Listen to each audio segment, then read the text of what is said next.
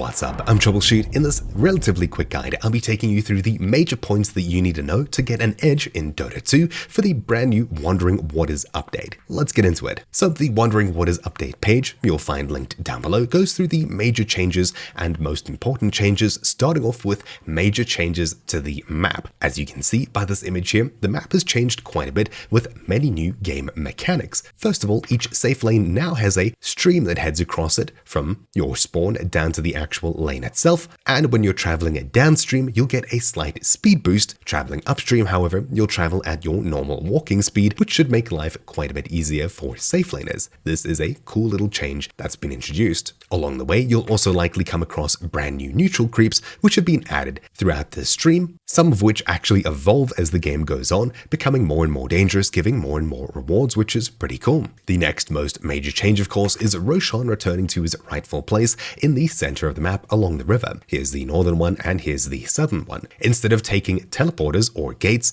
to travel between corners of the map in the day and night cycle, he'll just walk straight through mid and do some exciting new things along the way. We'll get there in just a moment. The wisdom runes have also moved slightly and their mechanics changed quite a bit, similar to the Lotus Pool over here, which has also had its mechanics changed for, I would think, the better.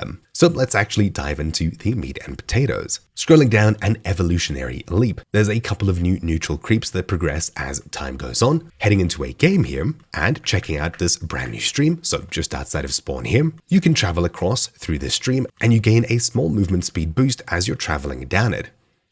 So there you go. Along the way, you'll find different creep camps. Here are marsh mages, which is a progression of these small little polywog creatures, so they turned into these bigger things until eventually they'll turn into these massive creeps that do way more damage and give way better rewards. So there's a new neutral creep. There's a new one over here, so these are the boglets, with ancient creeps also appearing at the very end of the safe lane, so down here and up here, right next to the new Tormentors, but we'll get there in just a moment. Here's a new location for them, as you'll no longer find them in your off lane. So on the side, we've got a neutral camp here and a neutral camp here. They're now on your safe lane, which is a pretty big change. While we're here, the wisdom runes have changed quite a bit. Instead of just running up and picking them up, you'll now need to actually stand within the area, and while you're here, you'll slowly start channeling it until you're eventually given wisdom from it. The same thing goes for the Lotus Pool, which while you're standing within the area will slowly channel it. You can still run around, use attacks and things like that, and you can see we're picking it up. One of the main things that's changed with the Lotus Pool, as you saw,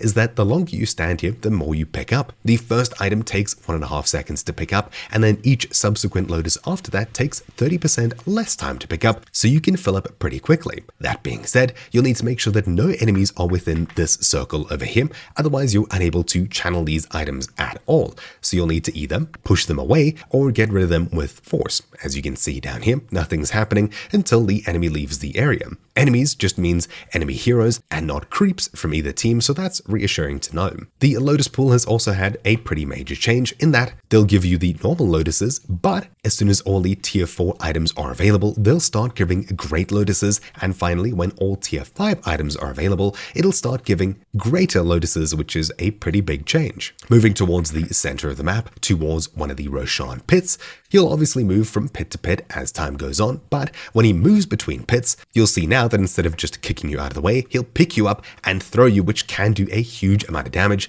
especially if you happen to get stuck. I don't think that was supposed to happen, but yeah, you can see it's no longer just a thing that you can ignore. This thing motors through mid and will do a huge amount of damage if you're not prepared. When he picks you up and throws you, he'll do 200 damage plus 0.5% of the target's current HP for each minute that the game goes on. So the longer the game goes on, the more damage this thing is going to do. He'll just kick creeps out of the way as usual, but heroes, he'll start throwing them and causing some serious havoc. Speaking of moving between corners of the map, the Tormentors appear either in the bottom right or the top left corner, as you can see here, and there's only one of these as opposed to one per team. As Roshan moves from top to bottom, the Tormentor will mirror this change, moving from bottom to top. So if Roshan's in the bottom pit currently, the Tormentor should be in the top location up here, and vice versa. The gates have also moved closer to make access quite a bit easier, and of course warding and dewarding here. Instead of just having one pillar that you can put a observer ward on top of, you now have a bunch of space up here that you can actually place things and watch this area. Tormentors actually do quite a bit more damage as far as I understand. Right now it's doing 30 damage per second, which is pretty huge, but there's a couple of buffs and new changes with this that are pretty important. The first Tormentor will spawn at 15 minutes, or 7 minutes 30 in turbo games, and once it's taken, it'll obviously give out a Agnum Shard to a random member of your team, or the team that took it rather, and it'll also grant 250 gold to every member of your team. Plus, if you already have an Ag's Shard, it'll give you a bonus 280 gold, which is absolutely massive. This Tormentor single-handedly has the opportunity to change the game's favor quite drastically, hence the gate has moved closer, there's more places to watch it from, and there's only one of them in the map instead of two of them at a time. On top of this, when you actually take this, so let's quickly do that now. Besides doing quite a bit of damage, when we take it, something special should happen. As you can see, there's a huge healing aura that has appeared, and inside of this, for 15 seconds, you'll gain 2% of your HP per second. So if you stand here for the full duration, you'll get a solid 30% of your HP back just after taking it. That applies to you and everyone else within the circle, which is pretty big. Speaking of gaining things when you're out in the world, the neutral creeps, while repositioned with a couple of new bonuses, actually have quite a few important changes. Neutral items have changed quite drastically. If we clear a camp here, assuming it's at least 5 minutes into the game, you'll see we've just collected a brand new resource and we're now at 2 out of 10. Earlier in the game, this would be 2 out of 5. These Madstone Shards are given 3 at a time to whoever takes a neutral camp completely. So if I take this one here, I'll receive 2 Madstones, which we can use to craft and enhance neutral items, but we'll also give 1 to a random teammate in our team, and then we can upgrade things and work with them in new unique ways. So if I clear this out to get to 10, I'll show you exactly how things work. So right now we're at 7, 9 now. Taking the last neutral camp over here, I should now have a 10, allowing me to actually craft something. When we click the craft button, you'll see there's a bunch of artifacts on the left and enhancements on the right. If I choose, say, an Iron Talon, I still get the ability to chop trees, and I can do quite a bit of damage to non-player creeps. So if we take this, we can then add an enchantment to it. So for example, we can apply the Philosopher's Stone ability to it, give us extra attack range, lifesteal, health, etc. This is pretty cool. So let's say, for example, I want lifesteal. I can grab this, and now we've got an enchanted neutral item. If we hover over it, you can see it's got Vampiric and it's an Iron Talon. If we hover over the neutral item crafting button over here, we'll see what current time it is. So at every 10 minutes, we'll get a new tier of neutral creeps. So 5 minutes, 15, 25, 35, and then 60 for tier 5s. We can also hold Alt to see information about our team, how many they have, and what they're currently building or crafting. You can also see this from the shop on the neutrals tab over here, who's got what progressed and what they've currently got crafted. It seems that you're not going to be just randomly dropped a tier 3, you'll instead need to get to tier 1, tier 2, and then tier 3, which is pretty interesting, and so on. Not to mention, if you're the only person jungling, because you simply give out these shards to your teammates randomly,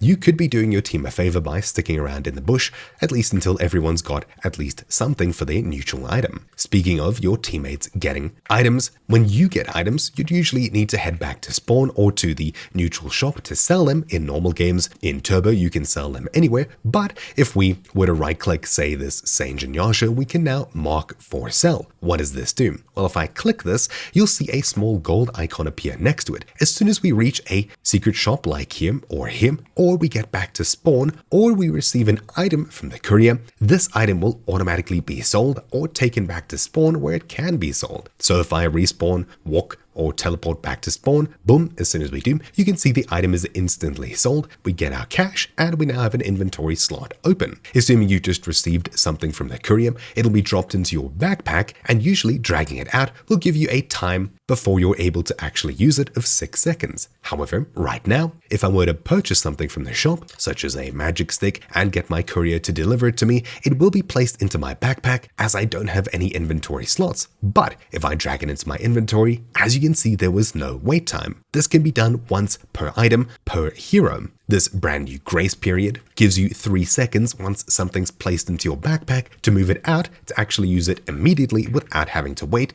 which is a pretty welcome change. Not to mention, your HUD should be a little bit busier when this update comes out. As you can see down here, my skill tree has got everything filled out as usual, but there's some new dots underneath it. Each one of these is an attribute which you can get by clicking this down here. Not much has changed with how this works, but it's just more visible at a quick glance to see exactly what you have in what, instead of it just being the talent tree. Not to mention, you can now start actually putting skill points into your attributes at level 2 instead of level 6. This is going to be more of a niche change for specific heroes, but I'm sure there'll be a use in some way or another. Speaking of holding Alt to get more information, at the very top center of the screen, you'll see some brand new icons up here. Each one of these is a visual timer for different things happening in the game. This, unfortunately, is going to be locked behind Dota Plus. You can see when power runes spawn, bounty runes, shrine of wisdoms, lotus pools, and finally when to stack jungle camps, as the time for day and night are usually different. This is pretty useful,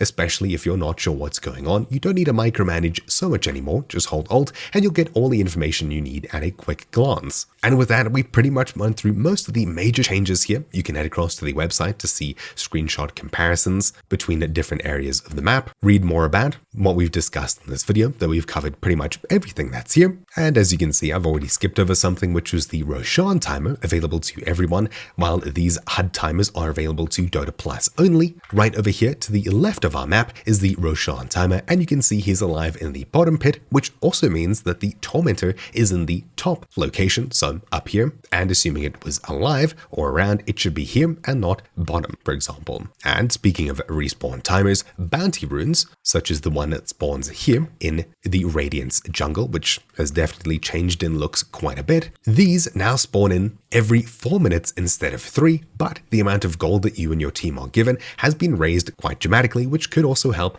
change the way that the game goes. Besides that, we've covered pretty much everything, and scrolling down to the bottom of this change, you'll see just how many patch notes have been made. There's tons of changes to the default game. Here you can see the different neutral camps, so Polywog, Boglet, Marshmage Apprentice, into Croaker, Marshmage, Ancient Croaker, Ancient Marshmage over here, including the new Ancient Prowler Acolytes and Shamans, all the way down to changes for items, into changes for heroes. There's so much that's been changed as per usual, but the majority of the most important changes were already addressed at the top of this page. Again, you'll find it linked down below, but that's really it. It's still a Dota 2 we know and love, but the map has changed quite a bit with a couple of welcome changes, so do let me know what you think down below. I'm looking forward to hearing back from you.